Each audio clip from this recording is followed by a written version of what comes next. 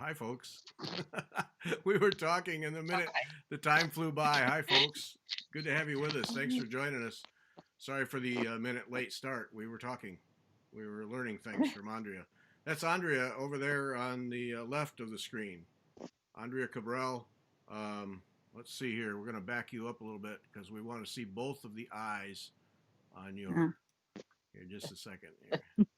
Are you feeling uncomfortable with my eyes? You're all right. You're all right. Okay. So there's move a little bit to your left, Andrea. Just a little bit to your left. My left. There we go. Now you're in the center. So there. Whoop! Now you moved too far. You had it. Then you, Oh, right there. Perfect. So Andrea, okay. Andrea with some of her artwork on her blouse there. So that's pretty neat. We were talking about that and let the time fly by. So welcome everyone. Thanks for joining us. Looking forward to talking to Andrea here this afternoon. It's going to be fun. Be sure now to listen to the podcast that's up today where Andrea and I talked about how she got to doing what she does and enjoy that. And then we have, 15 or so photos of Andrea's work that we're going to get to talk about. So that'll be fun. Oh, that's Beth on the other side there, but most people knew that anyway. Yeah. Not important. So just a couple of announcements now. Remember, Fiber Talk Monday Hearts, hashtag FT Monday Hearts. Stitch on your heart projects. And remember now, if you have a beating heart, that qualifies. You can stitch anything. We don't care. But post that on Instagram so that we can build up some things under that hashtag. Then now Wednesday will be a regular stitch hour, 8 o'clock p.m. Eastern Time. And Cindy Baldwin is going to be back. And Jennifer will be with us to help with questions.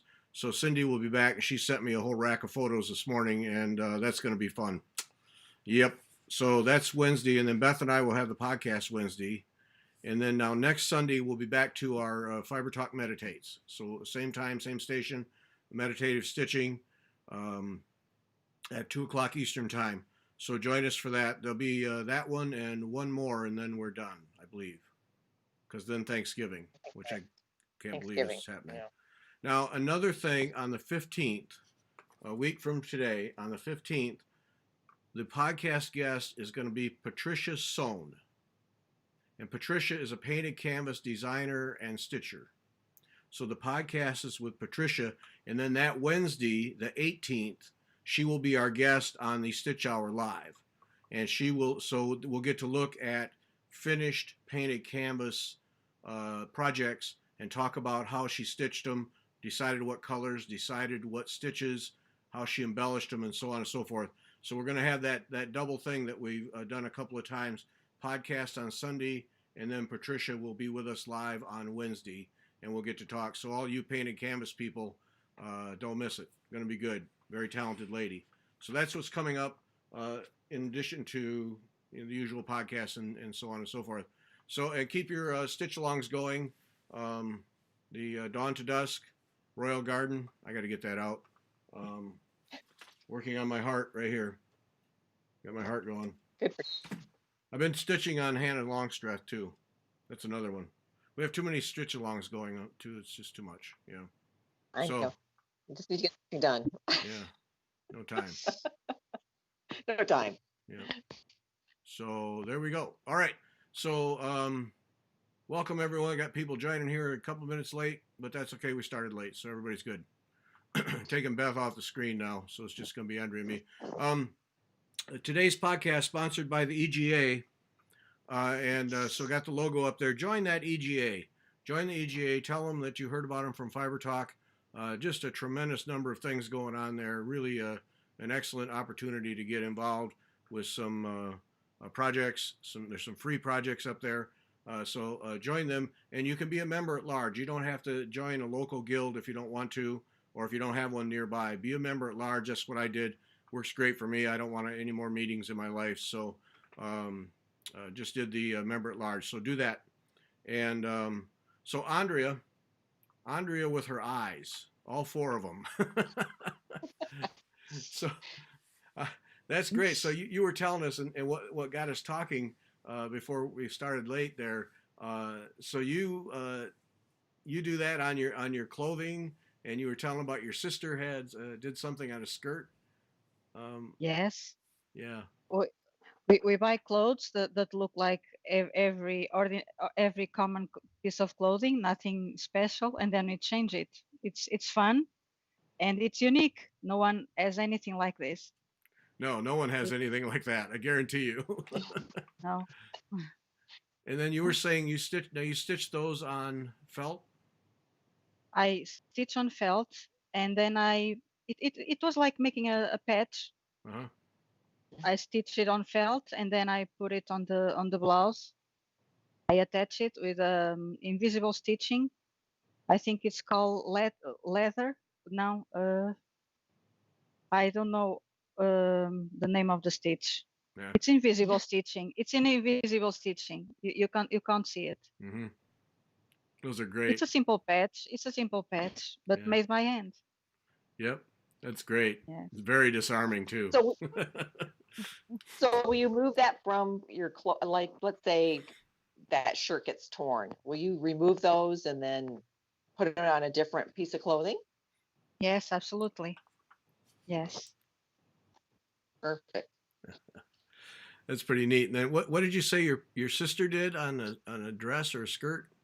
A Polkley painting named The Student, a very sad face of a student that probably was frustrated with classrooms and all about class, and it's a very sad face on a black skirt. It's a simple black skirt with a Polkley painting, Hmm. but she made it embroidered. Now, does your sister do as much embroidery as you do? She's left-handed, handed, Uh-huh. and my mother teach her to embroidery with her right hand. So you can see she struggled a lot, but she does a lot of things, and she does a lot of painting. And her formation, her studies, was to become a sculptor. Oh. She's a sculptor. She likes painting a lot, but she's a woman of ceramics. Oh. Well, Yes. you guys have art everywhere. That's great. So do you guys get together and do needlework a lot, or does she not live close by? She lives far away. Oh. We exchange messages all the time, and we talk a lot on the phone. She does a lot of. She's involved in meditation now. Meditation, yes, meditation, Mm-hmm. and she does a lot of work related to that. And I think that's her passion now. So she now does a lot of geometric painting and geometric drawings related with sacred geometry. She Hmm. really likes that. It's Oh. very Okay. calming. The drawings are excellent to become embroideries, by the way, um, because they are very simple. They are symmetric, and some are very complex. Some of her drawings are very complex, and she could do it by finding a print on the computer, but she doesn't do that. She does it with the ruler, the compass. She does it by hand, and it's very interesting. Hmm. Have you stolen some of her designs for your work? Yes, and I bought some as well. I have a passion for everything my sister does. I'm getting the sense you two are dangerous together. No, we're not. Yeah. We're not. All right. Well, let's get started here. We've got a bunch of pictures, so let's get started Okay. with these here. Let me see here. I'll switch over. So you're going off screen now, Andrea.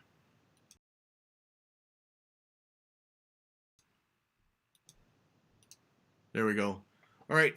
So we've just got a bunch of them. We're just going to go through, and if you listen to the podcast, you know what goes into Andrea's art and how she goes about it. And but we get to see these, and of course, we talk about in the podcast about the embroidery and the stump work, but then also what she does with the hoops. So we get to see some of that.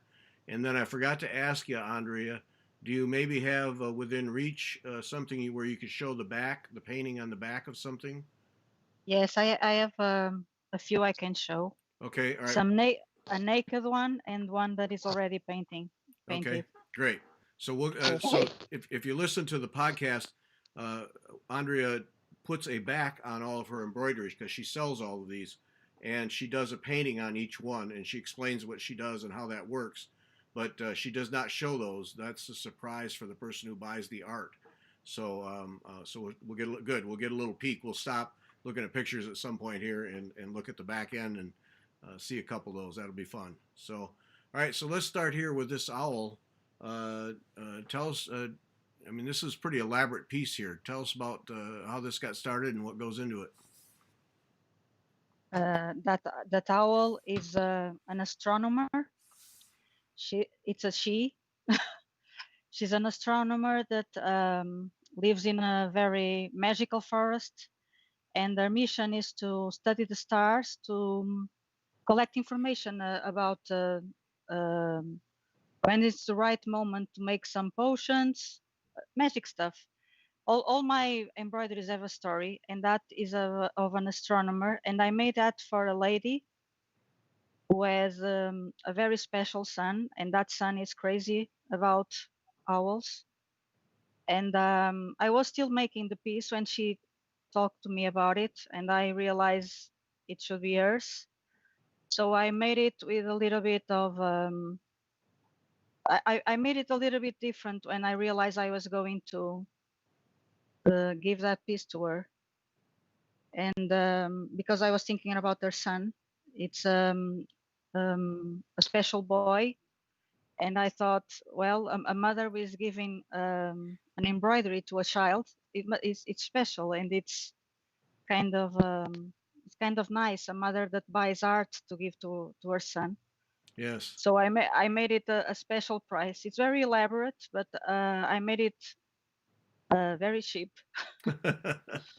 So she could. I really wanted that I do that all the time because I think it's more important that the person who has the piece really likes it and really has a connection to that piece than the money. The money is secondary. Mm-hmm. Now, That piece is about an astronomer, someone that spends her time in a magical tree. That tree is a tree called bronze tree. That's why the leaves are made of metal. And okay. she's waiting for the stars to be in the right position. Now I was going to ask you about those leaves. So those are actual metal leaves that you stitched on Those there. are metal leaves. Yes, I was going to embroider them, but then I realized the name of the tree I created was bronze tree, so I found some bronze leaves and put them there. It gives it a neat effect. Now, is that gold work, the telescope? Yes, it is. And the rest of it all cotton? A little bit of silk and a little bit of light effects. Light effects. It's a thread, Yes. sort of metallic thread. Mm-hmm. It works very well with feathers. Feathers need a little bit more structure than only cotton or only silk. So I mix the three: silk, light effects, some metallic sometimes, and the cotton. Mm-hmm. But cotton is my favorite thing. I love cotton. It's easier to work with cotton. Branches are really. And do you remember what you did? I'm sorry. Go. What did you use for the background fabric? Do you remember? Is that linen? It's linen mixed with cotton. It's 50-50. Okay. And then you know, the hoop right there. You wrap the hoop. It looks like in newspaper of some kind, huh? Yes, it's paper. My books. Oh, that's right, the books. Oh, I stripes of remember books. the books. Yes. Yes. It's about. I love that. Yes, the books that we don't want in existence anymore. So you tear them up and wrap things with them. Yes, that's right. And I love. Now, what are you doing? Is there a little gold colored material on the hoop too? Yes, and a little bit of I like to put a little patina. It's patina. I don't know if that's the word. Yeah. It is. Something that make it look a piece that was surviving time, an antique. It has to look like something that is old, that belonged to someone else in the family, and you inherit it. I like things that look a little bit older than they really are, Mm-hmm. as if they had a story behind, so people can be interested about it and talk about it. Because the old look makes it more interesting than the something that was made years ago. I think that that piece has 2 years. If it looks like something that it has, I don't know, 100 years, it looks a lot more interesting. Yeah. Yeah. Oops. Too far. Okay. And then now the next photo we have is shows you wrapping some hoops in in torn up books. That is the best. It is just the best. It sounds like I'm a tyrant that is destroying books, and it's terrible to look like that.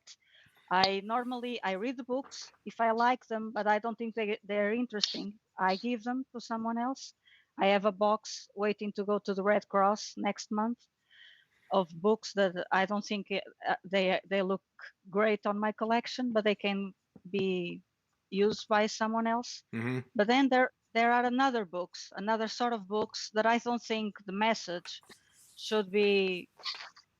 I don't know. I'm gonna give you an example, so you don't think I'm crazy.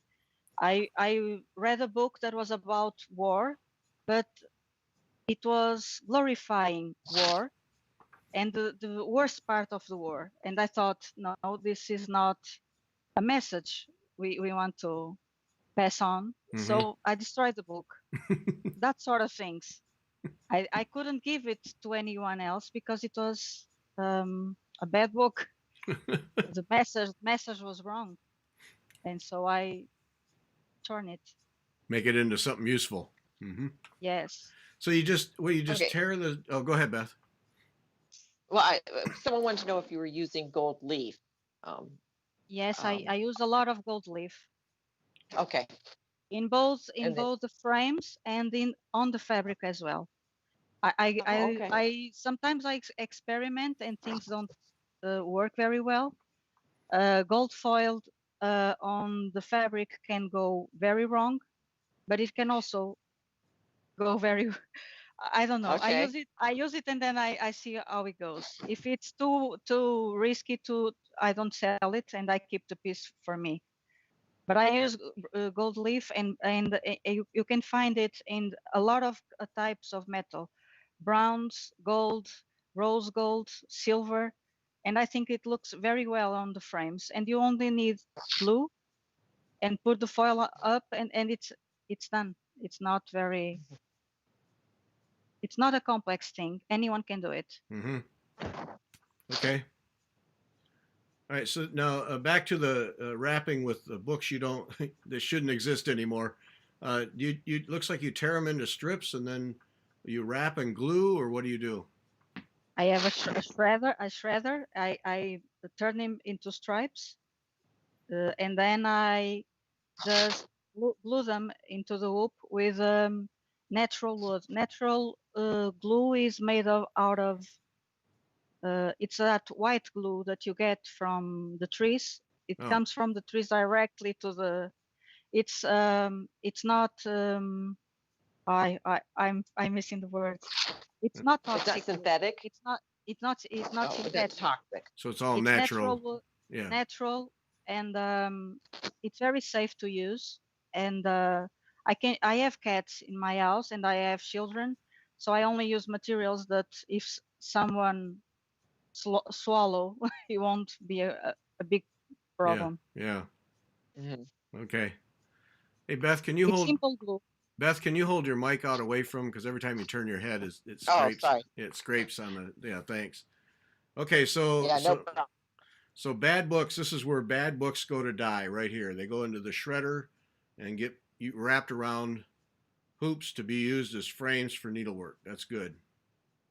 All right. If anybody ever asks you where bad books go to die, they go to Andrea's place and they get destroyed. All right.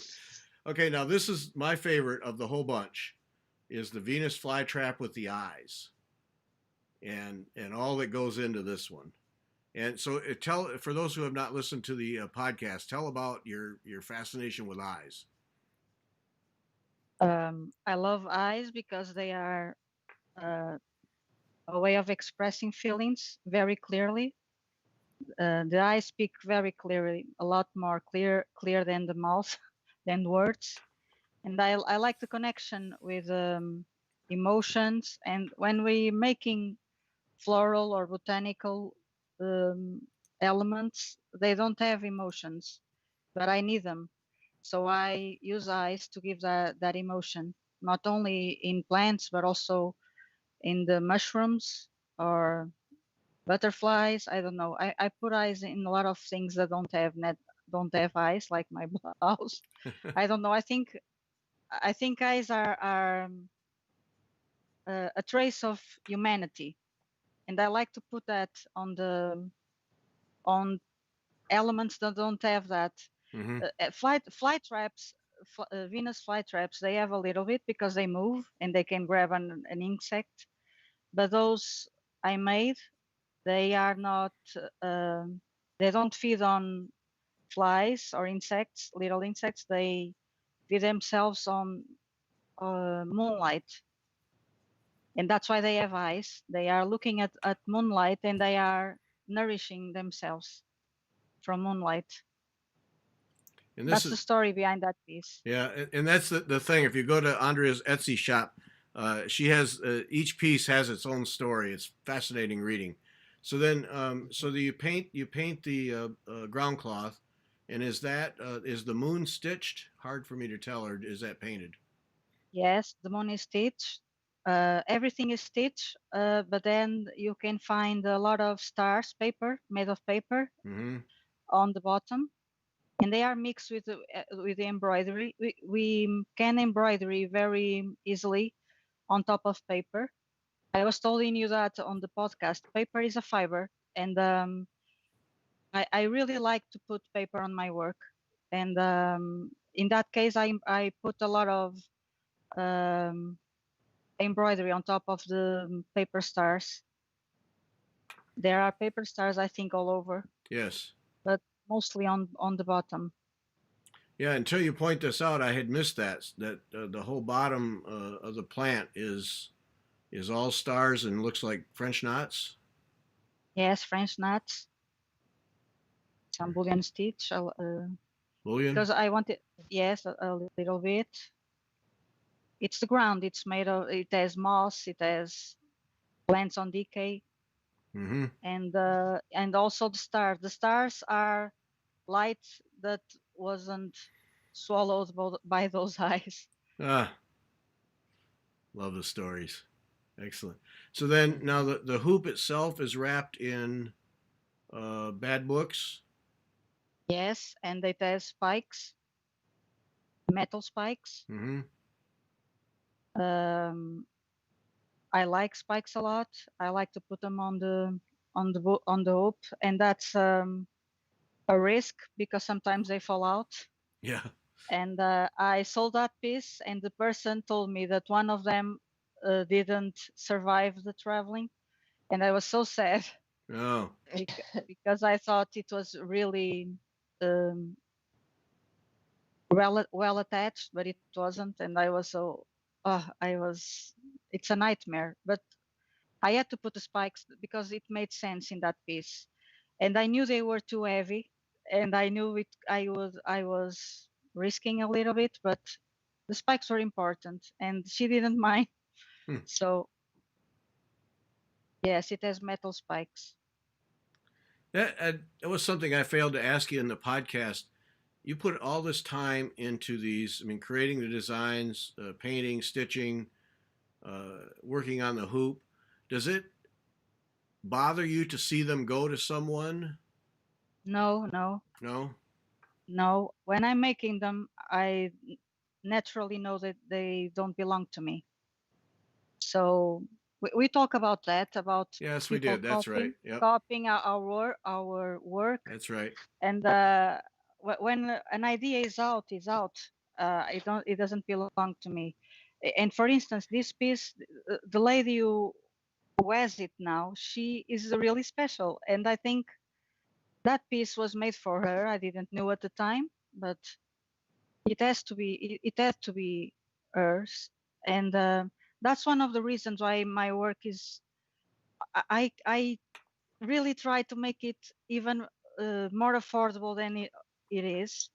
But I'm trying to reach people, and sometimes a person talks to me about, I like it, I love it, but I can't afford it, and I say, how much can you afford it? And I change the I change the price, because that person tells me a great story, and I think that's inspiration, and inspiration doesn't have a price, and I take that from that person in exchange of money. Uh-huh. I'm not going to be a millionaire with my work, but I'm certain that my pieces are going to great homes and to great people.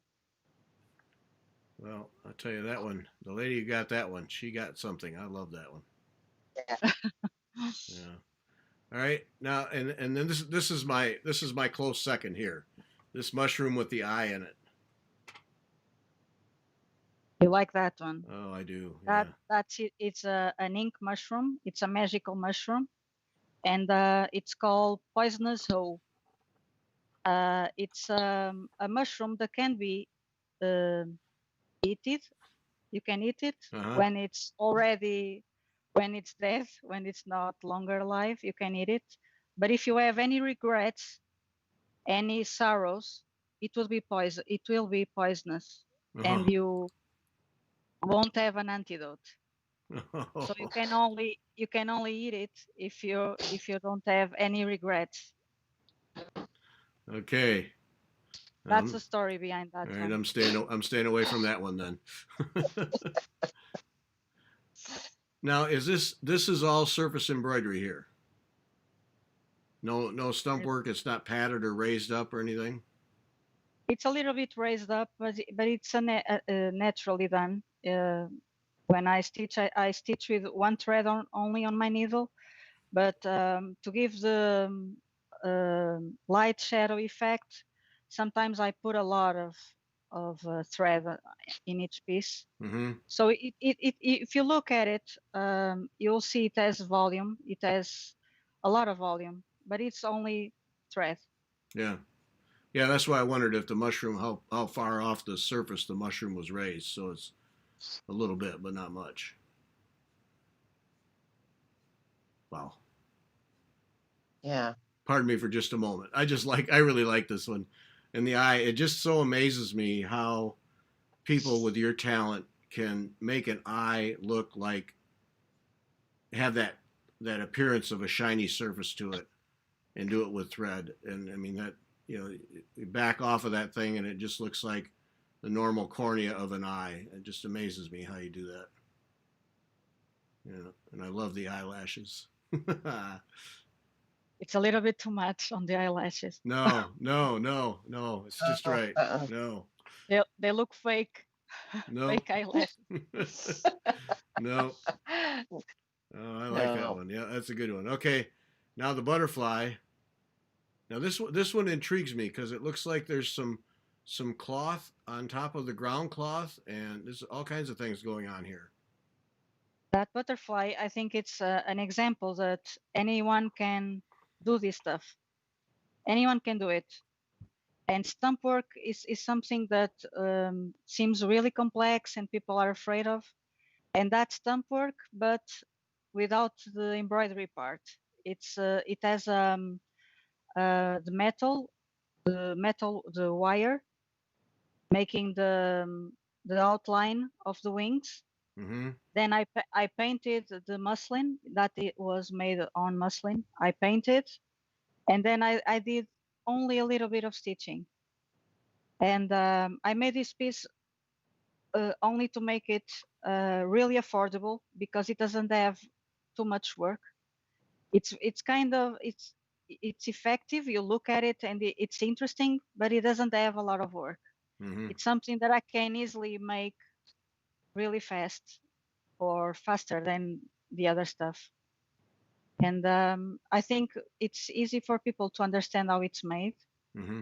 but it's mostly painting. And that, yeah, that's got to be something I'm sure you have to keep track of as you're building these things, is how much time goes in and how much you can charge for them, because That's yeah. I hate that part. I hate thinking about how much I'm going to charge for a piece. It's so I sometimes wish wouldn't have to do that. And if I was really a millionaire, I would be doing it for free. And if people call me, oh, I want that, take it. Uh, it's really it's awful. Sometimes you spend, I don't know, 50 hours on a piece, and you think, well, I was all week working on this, and now how much I'm going to ask for this, and I never know. I hate that part. Yeah, that's got to be tough. Yeah. Now, what did you do around the edge there? Is that just a string of beads, or what did you do with that? Whoops. It's a chain, Okay. a metal chain, a metal ball chain. You can buy Oh. that in Oh. any craft store. If you're making jewelry, handmade jewelry, you'll find that easily. It's just a chain, and I put it around with a little bit of stitching, and it gives another look to the piece. It looks something a lot more. I think it makes it interesting. I really like to put metal on my pieces. Yeah, it adds a It real. It makes it so classy. it's Yeah. just a chain. It's just a chain. It's a golden brass chain. Mm-hmm. Nothing more. See, that's where people like you. I don't have that thinking process to do that. Just go to the hardware store and get a ball chain and make it look like that. Wow. Okay. All right, you win. All right, now this is my third favorite. Is this pair of mushrooms here? See, I have them ranked, but I don't think I go much past number 4. But now this is where we get into some real stump work. Yes. It well, I try to reuse all the little pieces of fabric, and I didn't knew how to do that, so I put everything on a bag, a lot of felt in a box. The box was so full it was almost exploding, so I decided it was time to do something about it, and the mushrooms were the obvious choice because they take felt, they take only scraps of fabric and a lot of embroidery on top. But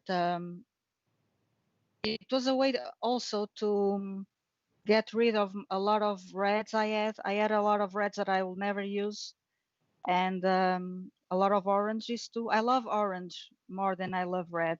Mm-hmm. But when I started it was with red mushrooms. Now I'm doing a lot of dark mushrooms because um, I really like those dark mushrooms. They speak to my art, and I'm doing a lot of dark now. But in the beginning, I get rid of a lot of reds that I will never use, and now it's done. I don't have to buy more of that thread, and I use it all on these mushrooms. Now the stems, did you just take just some muslin or something and make a tube and then just stuff it? Yes, with felt. It has. I made a tube of felt, then I covered it with the fabric, and I painted it. It's painted. It's not embroidered. The stems are not embroidered. They are only painted. Mm-hmm. Um, it's just a tube of felt, then cover it up, and then I wet with some water, and then I only put paint on the bases of the stem, and then the paint runs naturally. Oh, So okay. because the fabric is wet, it gives this natural gradient look of color, and it doesn't take a lot of paint. and that's it. And the rest is normal stump work. These mushrooms don't have wire. A lot of stump work is made with wire. This doesn't have wire. The structure, it's only felt. That's interesting to get that gradation with the paint. So you just put paint at the bottom and just let water do its thing. Huh. Yes. What kind of paint? Just acrylic? Acrylic, and it's extremely diluted. I put a lot of water on my acrylics, and then because the stem is wet, the structure is all wet.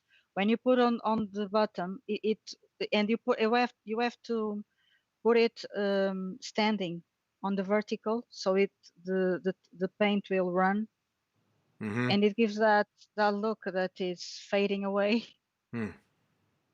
I do a lot of stems, and I have the stems on a bag ready to go. I do a lot of stems, and then I glue a lot of caps, and then I put them all together. I see where they connect, if they look good with each other, and only then I put them together. And then there's a little bit of moss on the bases, and that's only French knot building again. But there are people making amazing mushrooms. I don't know. Lemon Pepper Studio. She makes the best mushrooms. I can only wish. A lot of artists make amazing mushrooms. They really look real. Mine don't look real. They look I don't know, chubby mushrooms, a little bit crazy mushrooms. They don't even look real, but I have fun doing these pieces. I really like making them. And I like to make a connection between the two mushrooms, like if they were a couple. Oh, okay. They are loyal to each other. And there's there are always a connection between the two of them. And there's that ball chain again. Because it looks like gold beads. I mean, it's so effective. I could put gold beads, but it would take a lot more time, and this is easier, and it's stronger because it's metal, and it's I buy this on an art store. It's really resistant, and I really like that. I really like it. Has it gives a different look to the old piece. Yes. And then and then here's your hoop again, wrapped in strips from a book, and then the hardware in the hoop. Then you're painting that, or you're covering that with some kind of material too. On top, it's a gold leaf. I think is that piece you're showing. I don't know. Yeah. Okay. I think it's gold leaf. It's gold leaf.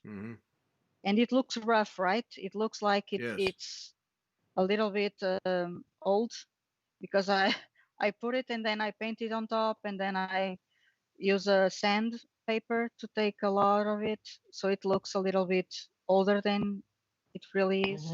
Oh, okay. Fascinating. I put it there and then I take it out a little bit. Yeah. I like that effect. Yeah. Those are beautiful. All right, next one. This one now, here's you talk about mushrooms that go together. Yeah. So the same kind of effect where you're letting paint soak its way up the stems, and now these two mushrooms, I mean, they obviously are connected to each other.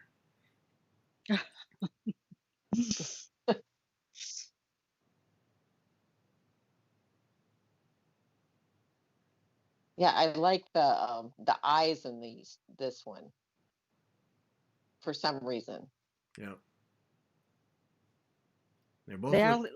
They are very little, you know. They have I don't know, 3 millimeters. I don't know what is that in inches, but they are really small. And it's very difficult to put light reflexes on small eyes. But well, I really like them to look alive. Yes.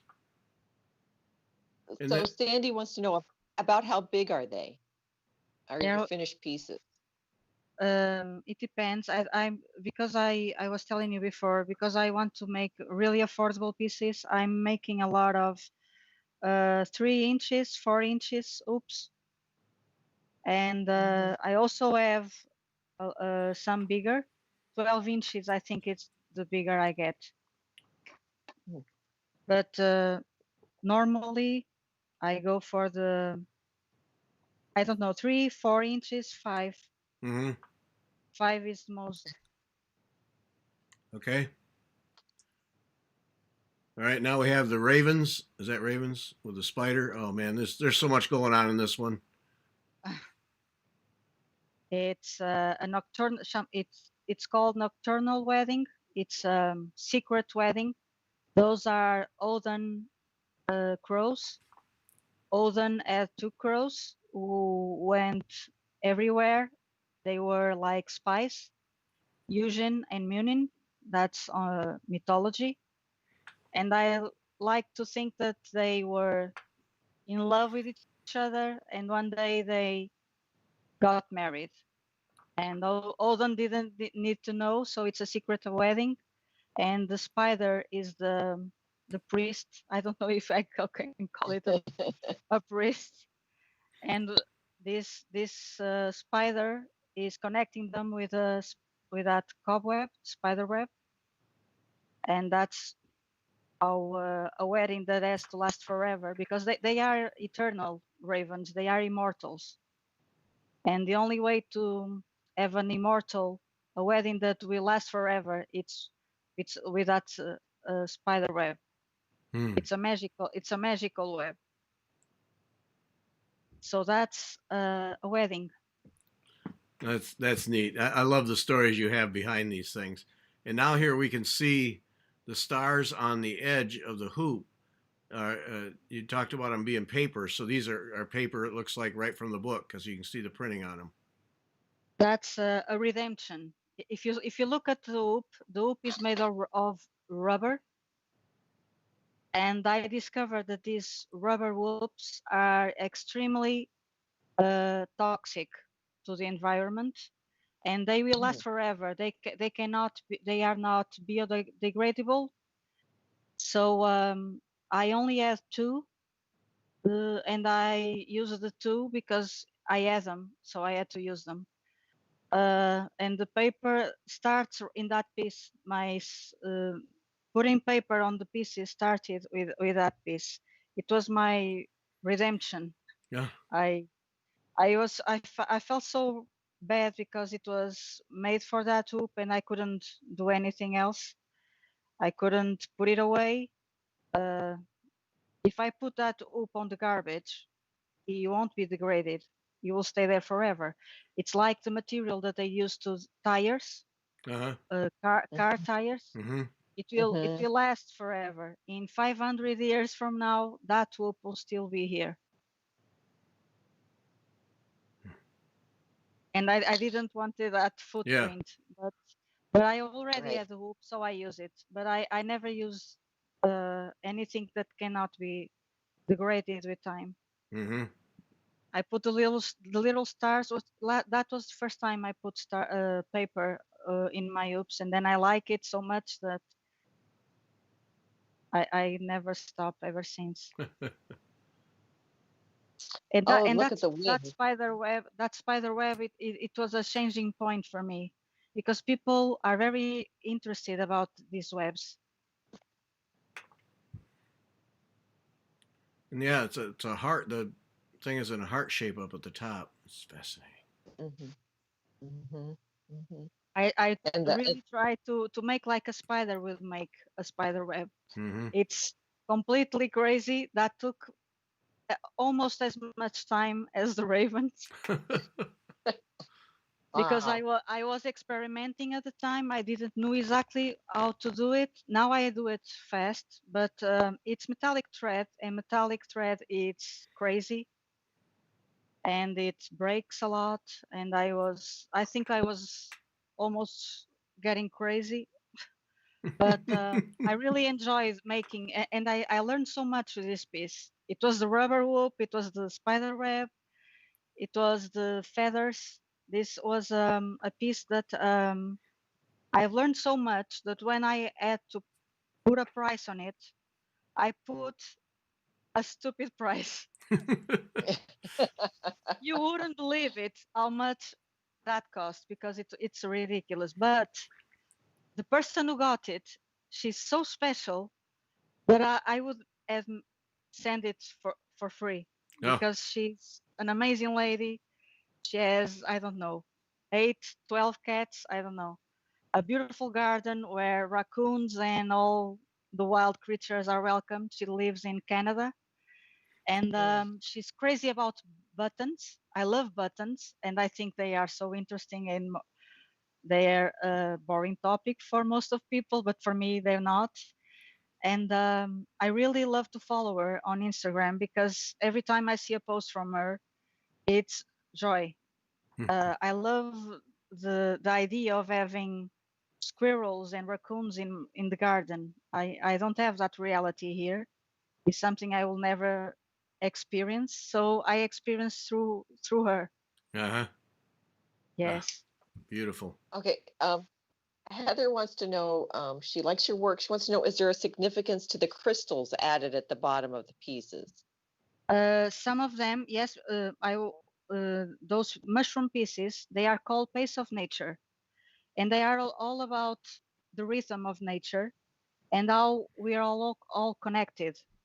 And that's another reason for the chain around the hoop, the chain where every link looks exactly the same and every link has the same importance, and they are all connected. It's like we are in nature, and in nature there are minerals, right? And when we die, we become minerals. We are nothing but dead matter, organic matter, and minerals. And that's why there are crystals on the bottom of these hoops.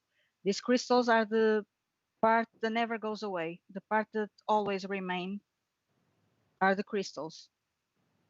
They represent the minerals Mm-hmm.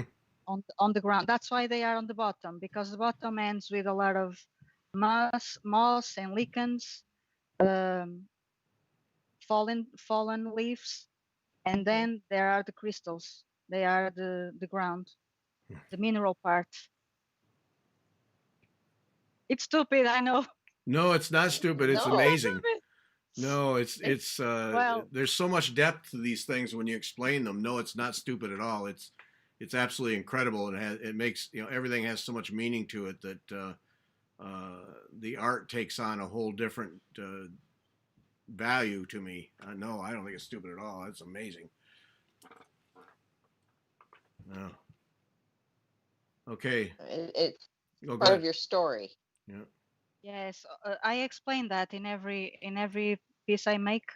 The explanation is there. Everything has a reason, and it's mostly symbolic things that matter to me, that may not matter to to the person, but they matter to me. And but I only make what I like, what uh, I have to be connected with what I make, or else it wouldn't make sense. Yeah. Well, that And was see symbolism is very important.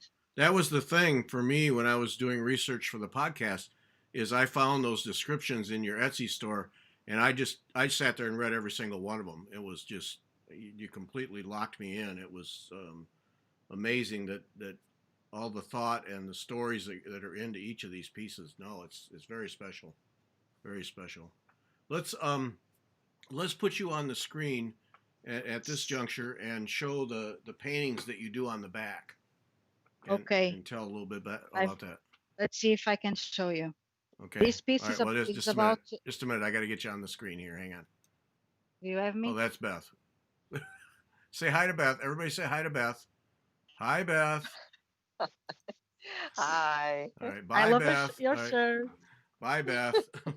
She has an amazing Bye. T-shirt. I know she has the best Oh, my T-shirt. coffee one. Yeah. It's a beautiful T-shirt. Okay. Now you're on, Andrea. Go ahead now. Okay, this is a piece that is about to be finished. See, the back is looks like this. I don't use the outer hoop, the outer part of the hoop. I don't use it when I'm working because the fabric is already stretched. Can you see? I Mm-hmm. don't use any. I'm about to start a piece. And this piece is about to start. It's only painted. See, I'm going to show you this because a lot of people ask me how I make the moons shine. How can your moons seem like they are shining? This is how I make it because all of here there's a lot of light. I'm going to embroidery on top of this moon. There will be a moon here, and that moon will be embroidered right here. So the colors on the background will influenciate the thread. The thread will respond to what is on the background. That's why I make it like this. Mm-hmm. The painting is very important to make a good moon. The light on the background is the trick. Mm-hmm. And this is how I put I stretch the fabric. I'm not going to use this part when I'm working because the fabric is already really tight in here, is already stretched, and I will use it like this. When it's over, it's this part that comes. I make a web out of thread all over, stretching even more the fabric, and then I cover it with a piece of fabric. I put a little stitching so the fabric is round and it has the right shape. A lot of needles go in here. I cover it with needles, and then I'll have something like this. When it's done, it's completely covered. Oh, okay. Inside, there are all those stitching, right? And a lot of herbs. I put, I don't know, rosemary, lavender. I put it in here. Oh. I put a lot of, I don't know, aromatic um, leaves. I don't know, mostly lavender because I have it on my garden and it smells good and I like it there. And the reason why I put it there, it's because it's great to avoid molds, Mm. smelling. When something is on the wall for a long time, it starts to create molds, and this way it won't.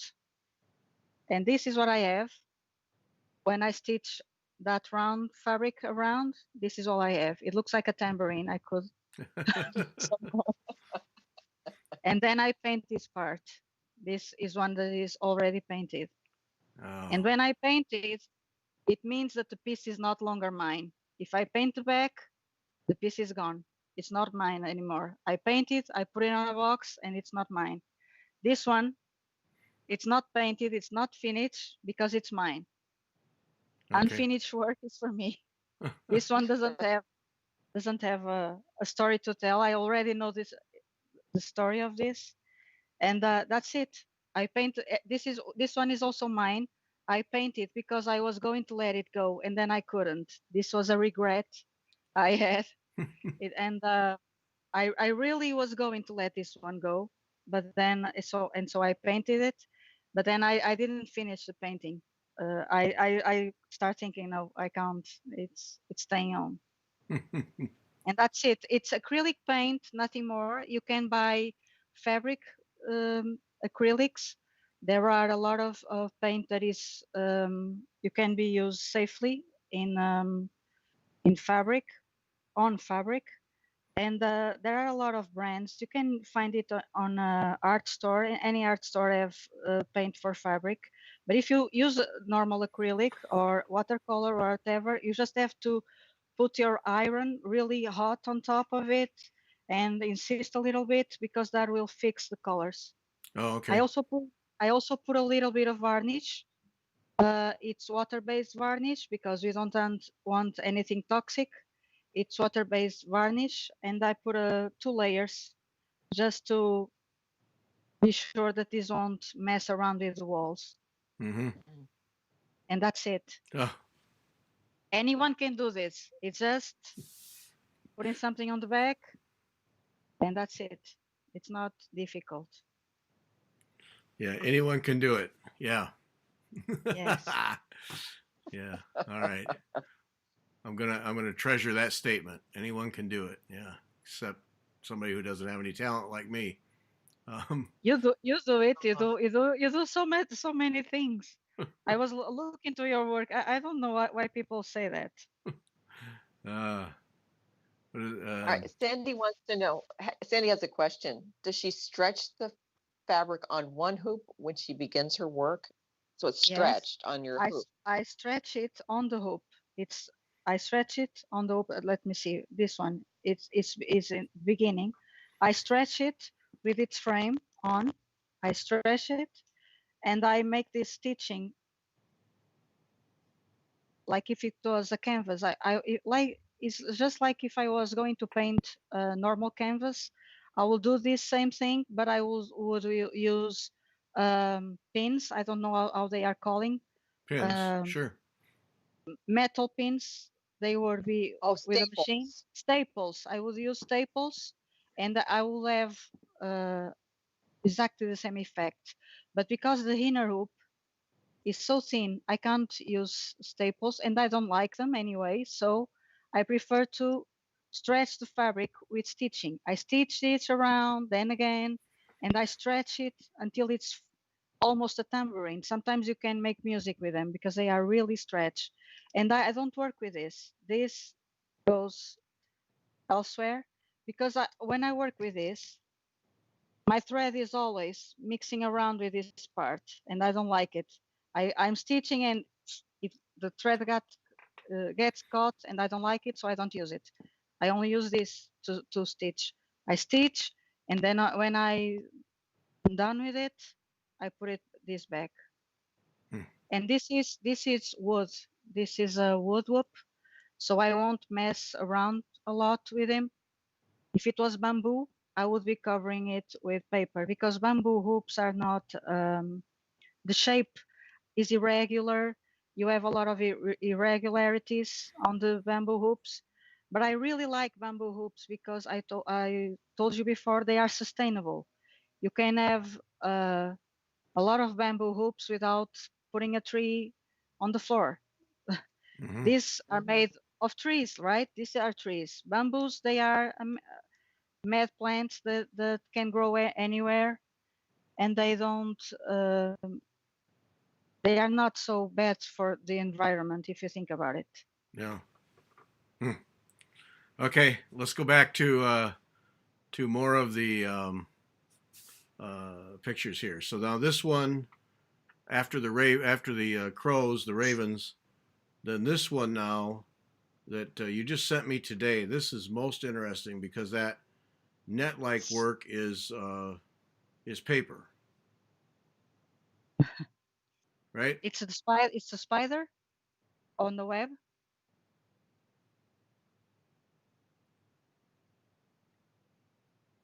No, isn't it the mushroom? A mushroom? Oh, it's a mushroom. Yes. Oh, yes, I know what that is. It's a mushroom, and that net is made of paper. And it was a crazy thing to do. That was an experiment that took so long that I don't think I will ever repeat it. Again, it's a book page, and that is a good book page. It was not a bad book. That was a book that was destroyed. It was in a very bad shape. And that was a good book.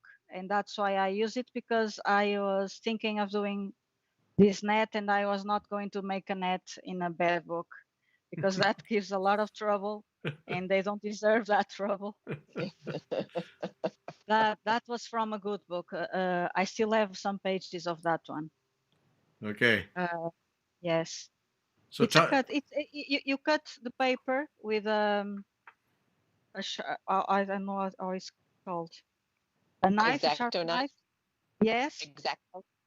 Yes, and it's very easy to do, but the part of making it resistant is not that easy, because it has glue and varnish and a mix of both, and that made it really look like almost plastic. It's almost elastic. It's very resistant in the end, but it gave me a lot of trouble. Those mushrooms, they are called veiled ladies. They really exist in nature. We call it veiled ladies. I don't know if that's the name you use. And these veiled ladies, they have this net falling from their caps, and they are very interesting. And I thought it was interesting to make the net on paper. I got to look that up. I've never seen one like that. Veiled lady mushrooms. Okay. Got to look that up. Huh. That's the veil. Yeah. Yeah. So what is the cap? Is that just thread? Just thread. Yeah. Everything is thread. The leaves are thread. I really like those leaves. They are a little bit covered by the veil, but I really enjoy those leaves. They were very. I don't know. I don't make many guidelines when I'm working, and I was very pleased to make them without much effort. They were very natural to make. I really like that piece. And again, it belongs to a very special lady, a very special family, to be honest. And I'm so glad I spent all that time on that veil, that net veil, because she deserved it. Now that veil is raised up off the surface, right? It looks like it is. Yes, it's like a tutu skirt on a ballerina. Oh, okay. It's just like that. Beautiful. All right, we got to keep moving. Unfortunately, we got to keep moving. Okay, now we have the spider web with the moon. Yes. Wow. That is a lot of paper too. That is one of my favorites, and that's probably the only piece that, if I have to think again, I wouldn't let it go. Oh, the leaves are all paper. Oh, look at that. Yes, they're paper. Oh my. Well, you weren't kidding when you said in the podcast you don't waste a thing. You do not waste anything. Wow. Look at that. That's amazing. I love And that I piece. love spider. The colors of that piece are very comfortable to me. I love those colors. It's a spider that loves the moon, so she makes her web with a view to the moon. So it's called room with a view. She can look at the moon. She can sit on her spider web and look at the moon, and there's a clear view of the moon. I'm obsessed with moons too. Eyes, moons. Lately, I've been obsessed with hands. So those are recurrent themes on my work. A lot of moons. Yep. That moon was not my best moon. It was one of the first. I was still experimenting with the paint mixed with the embroidery part. So it's not a brilliant moon, but I really like this piece. And again, it's the spider web that it's made. It looks it's just thread, but it takes a lot of time to make a spider web. Yeah, And it takes two needles. One is weaving on top of the fabric, and the other one is underneath and is fixing every time the needle passes through another piece of thread. When it's interlinked, I give a stitch. So it's made with two needles with both hands at the same time. I can see here just a second, but how the painting makes that moon glow, though. Whether it's your best moon or not is immaterial. But I can see what you mean now. How the painting makes that moon work. That's very effective. Okay, I get it. Go ahead, Beth. So Christy wanted to know: do you do anything to have the paper be preserved? If you use that glue I talk about, it's white glue. I don't know how it's called in English. I'm so sorry. I think it's latex. I guess it's the material. It's natural. Latex? Okay. Yes, I think it's the glue is called latex. I don't know exactly.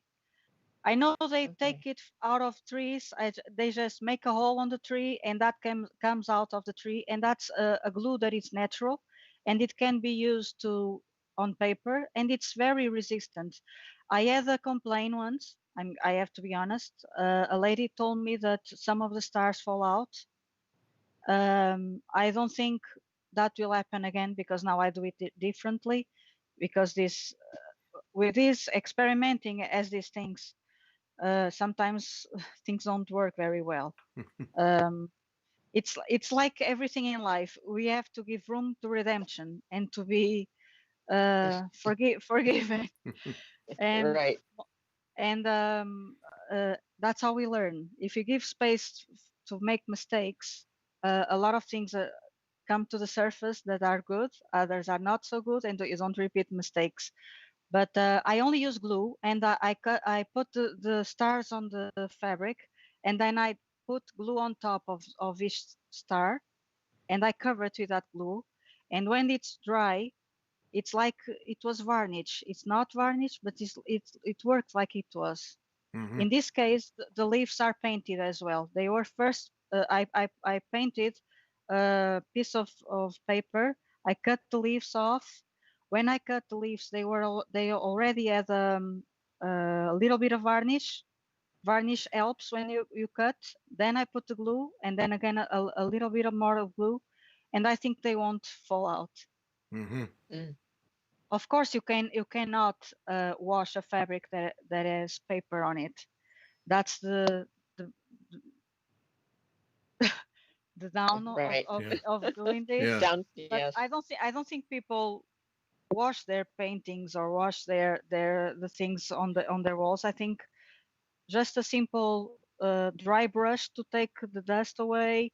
You can use a little bit wet on a piece of cloth and clean it up, but you won't wash it. You're not going to put it on the washer machine or anything like it. Anybody washes this piece, I'll have them. I'll come come and pound their heads. Talk about how you made the spider for this. It's so realistic. I think that spider is made of polymer clay. Oh, That Mm. one, yes, it's polymer clay, and it was a pain in the ass. Can I say yes? Probably not. It was terrible to it's make okay. because Yes, you can. I wanted the little legs to be really thin, and you can do that with polymer clay. It's not very difficult, but normally I use a stone. The body is made of a real gemstone. I don't know that one. Oh, that piece is a long time. I made it a long time ago, but I think it has a body made of stone, and then it's polymer clay. Mm. Well, well done. Well done. Now and then the sorry, we need to keep moving, but then the outside of the hoop you have little studs. It looks like they're connected with wire.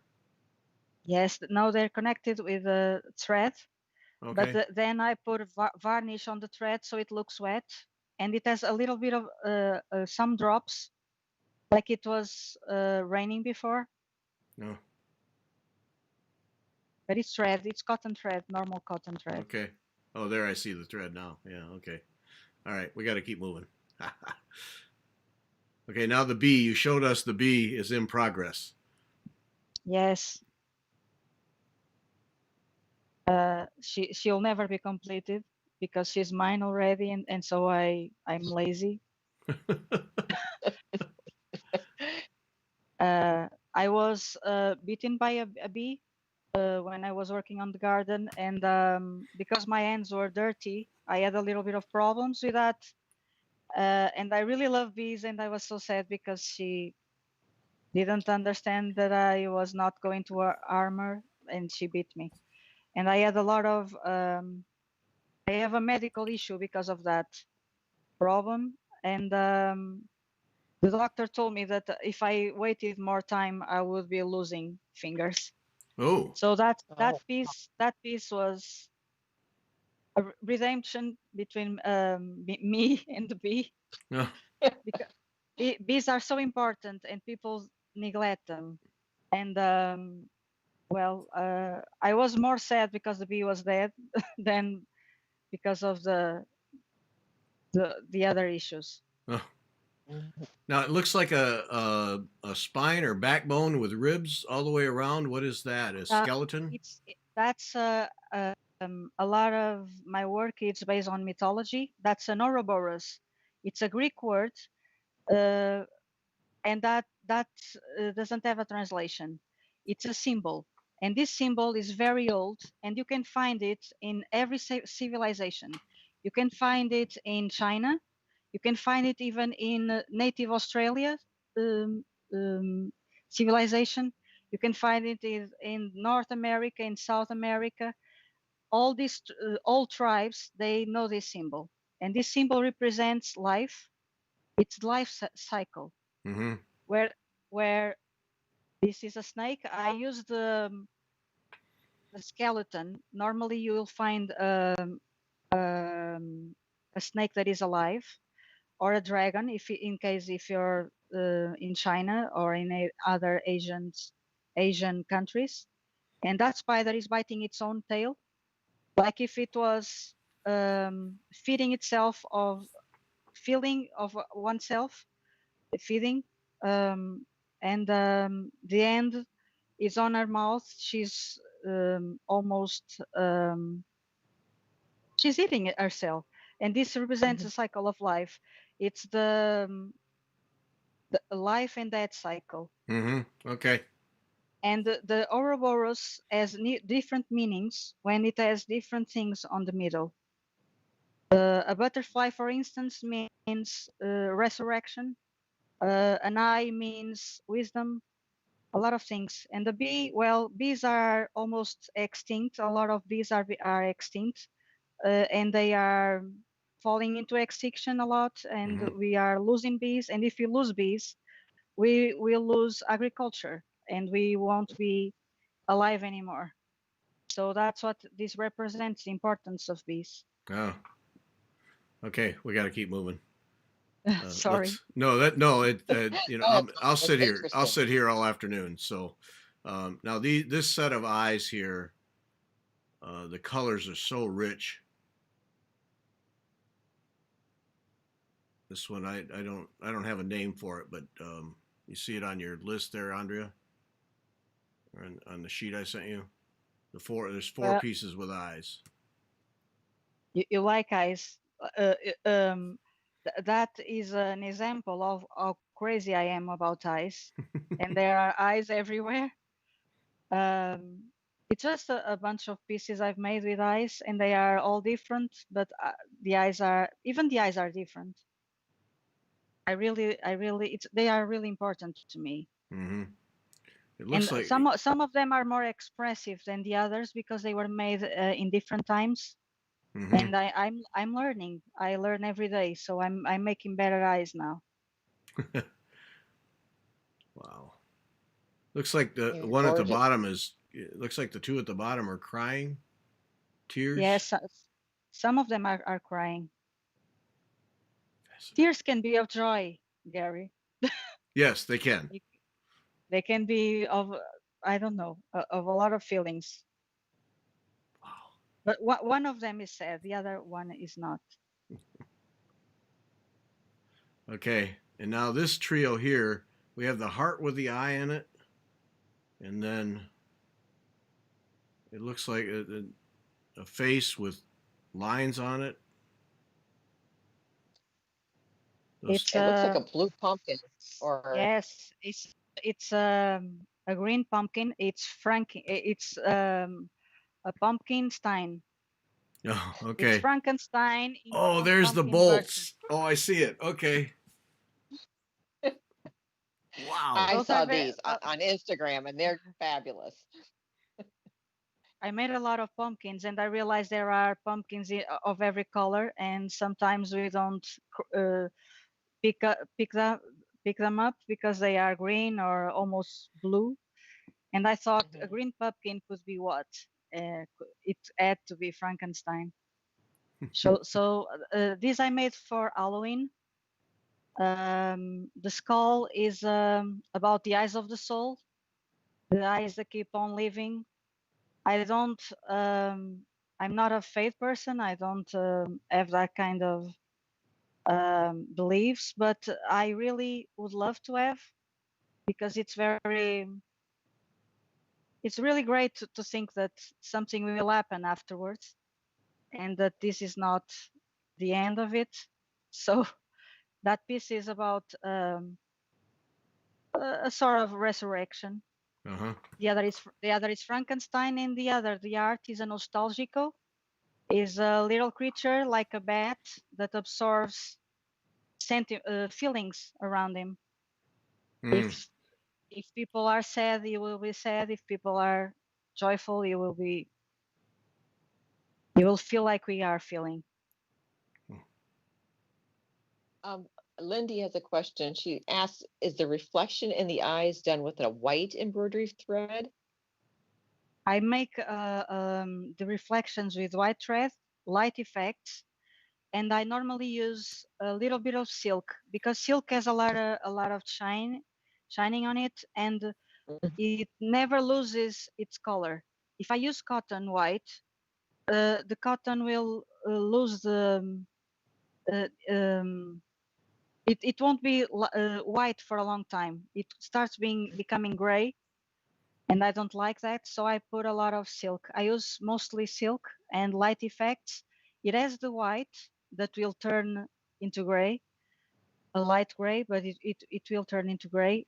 Then light effects, you can find a lot of different threads in light effects. I like the pearlescent effect for eyes, Mm-hmm. and sometimes I use silver. It depends on for instance, if the eye is crying, I will make a little line with silver that will mimic the watery eye. Okay. Yeah, you can see I went back to the previous one. You can really see I mean, those eyes look like they look like a cornea. It's just shiny. It's just amazing. Oh. Okay. Now this little brooch next to the scissors and thimble. It's a rose that it is its petals are lips. It's about silence, that piece. Keeping quiet. It's about giving words. Words are special, and we should use them well. It's about the power of words, that piece. And it's remarkable that the person who already bought that piece, she really is good with words. And I think I didn't explain that piece. I didn't put an explanation, but I think she got it. She really wanted that piece, and she bought it today. Oh. And she is really good with words, and she loves poetry. So I'm very pleased to know that that piece is going to her. I put the scissors there so you can have a notion of the size of the piece. Mm-hmm. It's a little piece. It's not very big. Yeah. And No. to make something this little, you can't use the common embroidery thread. A lot is sewing thread, normal sewing thread. Mm-hmm. It's easier to get details. Have you just started using beads? Yes, I've been using beads a lot. For me, I make a lot of things for myself and for the girls, or to give as presents. Now I'm using them because I was telling you before, I was trying to make really affordable pieces, and beadwork is fast for me. It's out of my hands really fast, and it's effective, and it's fast, and it doesn't take a lot of stitching. And that's why I'm using bead, because people were asking me for brooches, pendants, and I thought, well, I'm going to make some because it's almost Christmas and people need gifts. And I start using beads just to, because I have this box of these very little embroideries I make. I make them to rehearsal bigger pieces. And these are rehearsals, and I put them on a box, and then I do something with them. And I decided to make these pendants and brooches, and I've been doing them this week. This past Okay, week. And Christy wants to know, do you sign your work somewhere? Yes, the big pieces are signed in front. I have I'm very self-conscious, so I don't put it quite openly, but it's there. The signature is in every big piece. The little ones don't have a sign on in front. They have just a little tag on the back that you can forget about it if you want to. I don't think that's important. I went back to the spider that with the view to the moon, and down at the bottom you can see her signature. Looks like Yes. an A inside the C there. There's an M and a C. Yes. M and a C. Okay. Yeah. And there's the date too. There's the year. Yeah.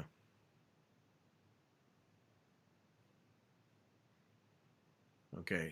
Just amazing. All right. I think we got one more. Yeah, this one more.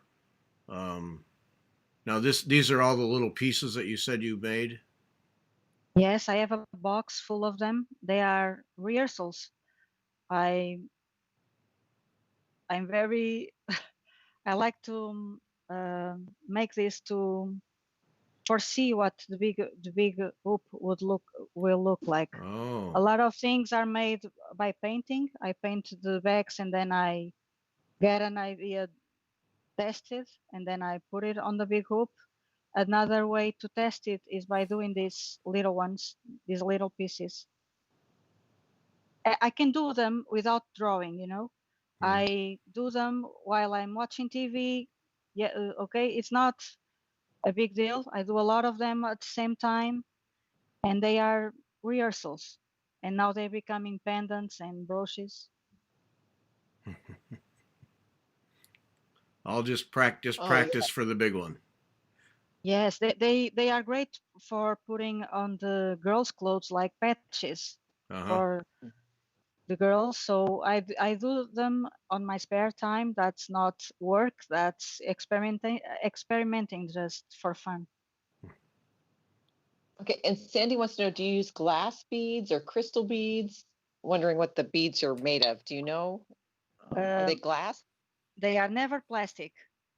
I Okay. use glass, I use crystal, and I use metal. Okay. And a lot of these things are reused. A lot of are new, others are reused. I have boxes of reused stones from necklace that broke. People have those things in their houses, and then they bring it to me, so I can use them. But everything you use is sustainable, natural, recyclable. I try, and I'm trying to make even better.